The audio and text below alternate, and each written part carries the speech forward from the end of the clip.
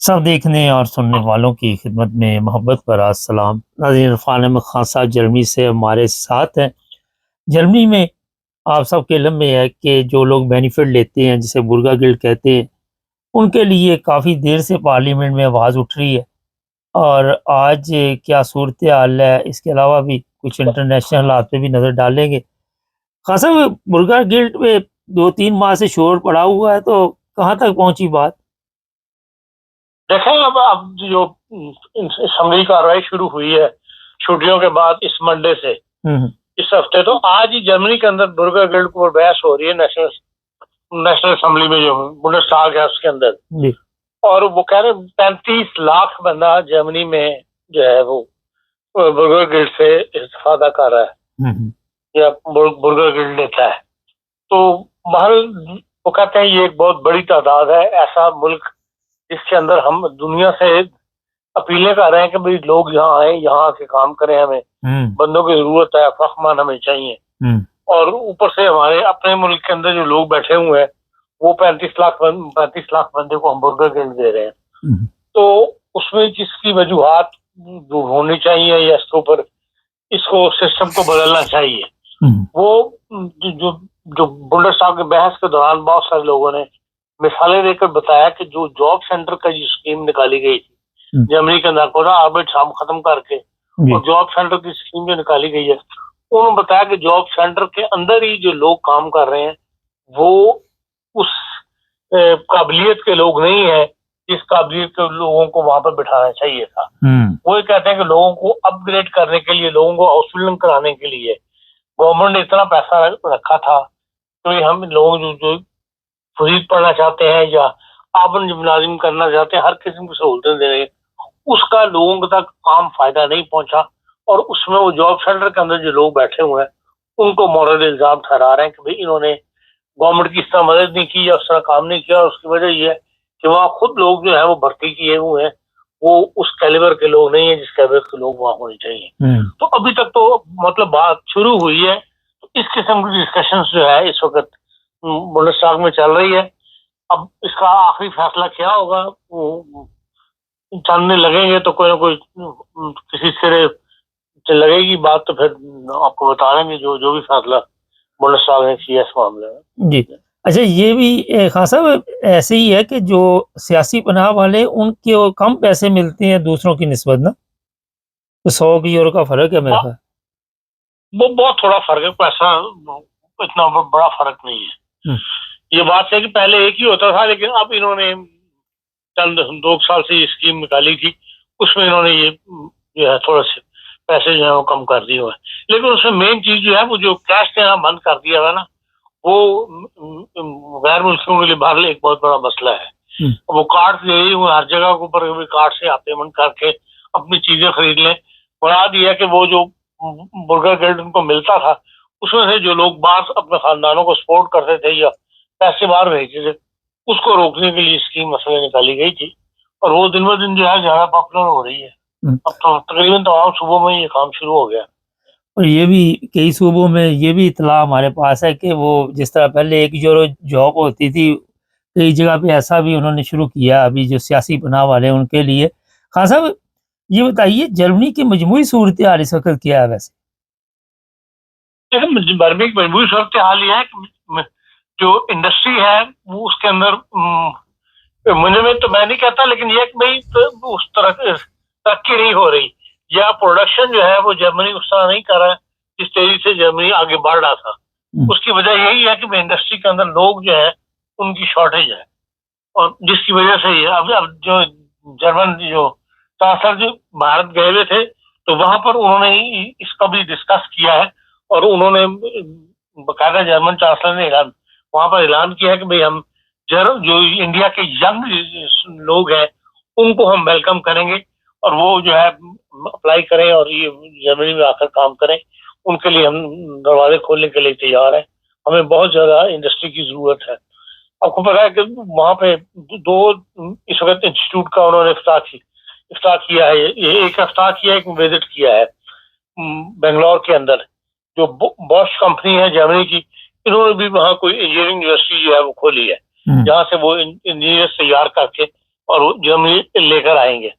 इसी तरह जर्मनी ने इंडियन पासपोर्ट होल्डर के लिए ये सहूलत दी है कि भाई आप ट्रांजिट के अंदर वीजे की जरूरत नहीं है। अगर आप कहीं भी जा रहे हैं, भारत से इंग्लैंड जा रहे हैं, तो आप वहां पर किसी भी इसके जर्मनी के एयरपोर्ट के ऊपर स्टे कर सकते हैं 48 घंटे तक। आपको ट्रांजिट वीजे की जरूरत नहीं है। आपको पता है पहले एक जमाने में ये था कि फ्री होता था ट्रांजिट पे, आप रुक सकते थे, फिर ये वीजा लग गया था कि ट्रांजिट के अंदर भी आपको वीजा लेना पड़ता था। अब ये सहूलत भारत के लिए कम, यूरोपियन माल मतलब एयू के लिए नहीं है, शेंगन के लिए नहीं है, लेकिन सिर्फ जर्मनी एयरपोर्ट जो है उनके ऊपर जर्मन शासन ने ऐलान किया कि भाई आपको सहूलत हासिल है कि आप बगैर ट्रांजिट वीजे के वहां स्टे कर सकते हैं। इससे कम से कम एक ऐसा रास्ता खुल जाएगा कि भाई लोग यहाँ आके कुछ जॉब वगैरह की मार्केट देख सकते हैं, पता कर सकते हैं। पर इस किस्म की सहूलत कोशिश कर रही है जर्मन गवर्नमेंट के भाई उनकी जो जमूद से आ गया है उससे बाहर निकले। तो बाहर वो अपीलें उन्होंने की हुई है हाल पूरी दुनिया से कि भाई हमें वो चाहिए, फखमान चाहिए। तो जो फखमान अप्लाई कर रहे हैं या जिनको, उसका अभी तक प्रोसीजर जो है लेंथी है। इसके ऊपर भी इंडस्ट्री वाले चीखते रहते हैं हर वक्त कि भाई आप इस प्रोसीजर को छोटा करें, जल्दी वीजा जो है वो जारी करें, और उसमें काफी वक्त लग जाता है। बहरहाल इस वक्त जो मामूली सूरत हाल जो है वो यही है कि जर्मनी के अंदर इंडस्ट्री इस वक्त उस तरह तरक्की नहीं कर रही जिस तरह के एक स्पीड के साथ जर्मनी ऊपर आ रहा था। खास हमारे पाकिस्तानी जिस तरह इंडिया के साथ ताल्लुकात है, हमारे लोग भी चाहते हैं कि किसी तरह हम जर्मनी आए। वहाँ पे मेरे साथ भी कई लोग पूछते रहते हैं कि किसी न किसी तरह हम वहाँ पे पहुँचे। तो हम पीछे रह गए हैं, लेकिन कोई हमें गाइड भी नहीं करने वाला, ना हमें कोई बताने वाला है। देखिए इसमें एक तो यह कि हमें गाइड करने वाला कोई नहीं है, दूसरा यह है कि हमारा कोई सिस्टम नहीं है। पूरे पाकिस्तान के अंदर जो है 3 या 4 जो है इंस्टीट्यूट ऐसे खुले हुए हैं, पॉलिटेक्निक जिसको आप कहते हैं, जहाँ लोगों को हुनर सिखाया जाता है। वरना जितनी बड़ी आबादी है उसमें कसरत के साथ पॉलिटेक्निक, वहां तो यही है कि बस बीए कर लो और उसके बाद क्लर्क शुरू कर दो। वहाँ टेक्निकल काम सीखने का रुझान नहीं है। ना ही हुकूमत ने ऐसी आज तक कोई पॉलिसी इंट्रोड्यूस करवाई कि वहां पे ज्यादा से ज्यादा पॉलिक्लिनिक पॉलिटेक्निक खोले जाए और लोग हुनर सीखें तो जाके उनको बाहर जॉब्स मिले। अब खाली बीए वाले को तो यहाँ की जरूरत नहीं है, इनको तो ऐसे बनने की जरूरत है जिसको प्लम्बर का काम आता हो, जिसको बिजली का काम आता हो, जिसको हाथ में कोई ना कोई हुनर हो। तो इस वजह से लोग इसलिए आना चाहते हैं कि वो बेचारे बेकार हैं, वो तो मजबूरी को आना चाहते हैं कि भाई आखिर इंसान ने जिंदगी गुजारनी है, तो उम्र ऐसी हो गई है कि भाई किसी किसी फील्ड के अंदर अपना प्रैक्टिकल लाइफ शुरू करें, इसलिए आना चाहते हैं। लेकिन यहाँ रस्ते मसदूर है इसलिए कि भाई हुनर हाथ में कोई नहीं, डिग्री हाथ में कोई नहीं। ना ही अब तक कोई ऐसी पॉलिसी हुकूमत लेके आई है, क्योंकि जर्मनी को भी कम से कम 4-5 साल तो हो गए ये छोड़ डालते हुए, और 4-5 साल के अंदर कोई ऐसी पॉलिसी अपना ली जाती कि पॉलिटेक्निक खोल लिए जाते ये लोगों को, जर्मन किसी इदारे के साथ मिलकर वहां पर ऐसा इदारा कायम कर लिया जाता जिससे लोग तैयार होकर यहाँ आने शुरू होते, तो पाकिस्तान से भी लोग आ जाते। लेकिन बहुत जरूरत इनको है, लेकिन आएगा वही जिसको हुनर आता है। हाँ सर, सियासी पनाह वालों के बारे में इतला है कि बड़ी कमी आई है जर्मनी में, और लोग अब सियासी पनाह वाले कम जर्मनी पहुंच रहे हैं। आप देख रहे हैं कि इससे अगले या इसी साल में और भी फर्क पड़ेगा?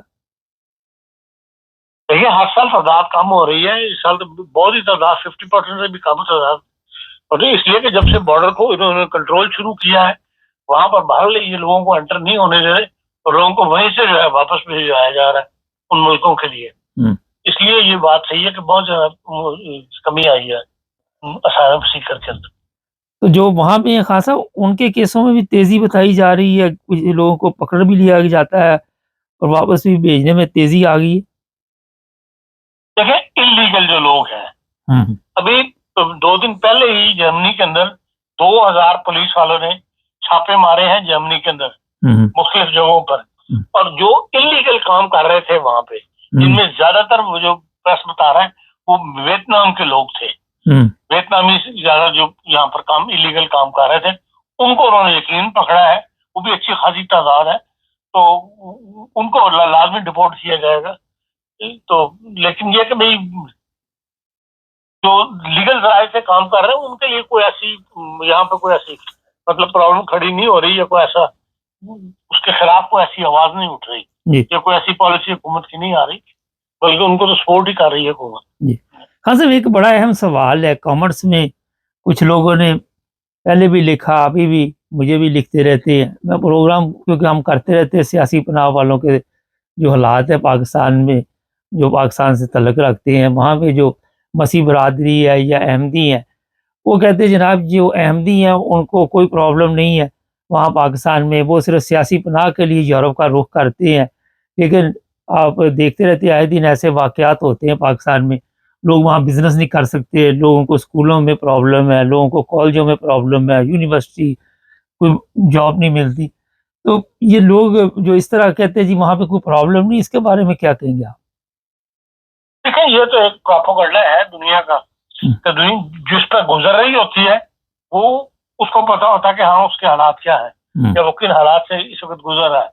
जो आम आदमी दूर बैठा है वो तो जो मर्जी इस बारे में बात कर दे। तो ये आमतौर पे प्रोपेगेंडा किया जाता है पाकिस्तान के नाते में कि जी एमडी को कुछ नहीं है, वो बिल्कुल ठीक ठाक अपनी जिंदगी बसर कर रहे हैं, जबकि ऐसे हालात नहीं है जहाँ पर आप खुलकर अपना अकीदे का इजहार ना कर सकते हो, अपना अकीदा आपको छुपाना पड़ता हो, जहाँ पर आपको लोग शक की निगाह से देखते हो कि यार ये फलाने फिरके का अलग रखने वाला बंदा तो नहीं है।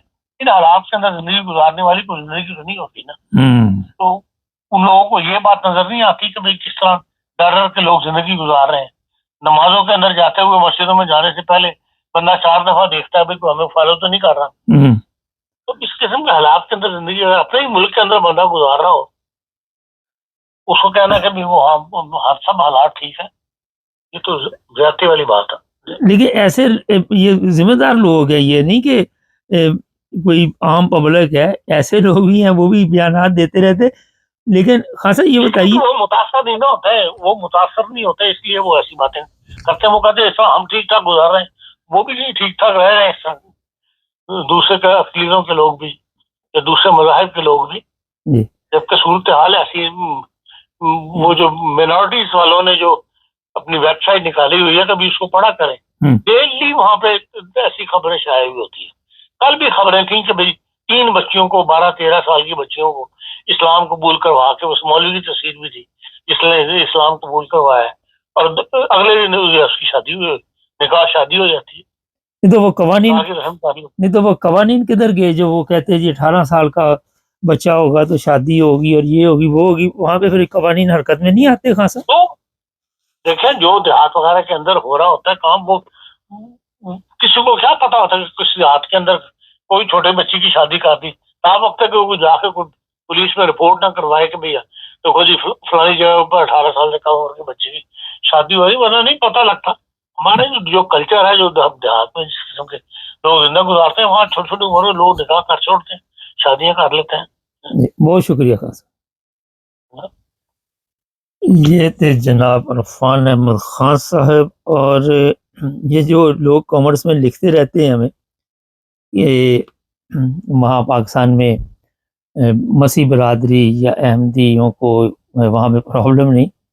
जिस मुल्क में आप को किसी दुकान में दाखिल होने से पहले एक बोर्ड नज़र आ जाए यहाँ पे कादियानियों का दाखिला मना है, कहीं पे लिखा हो ये काफर हैं, कहीं पे लिखा हो कि इनको काम नहीं देना, कहीं पे कुछ लिखा हो।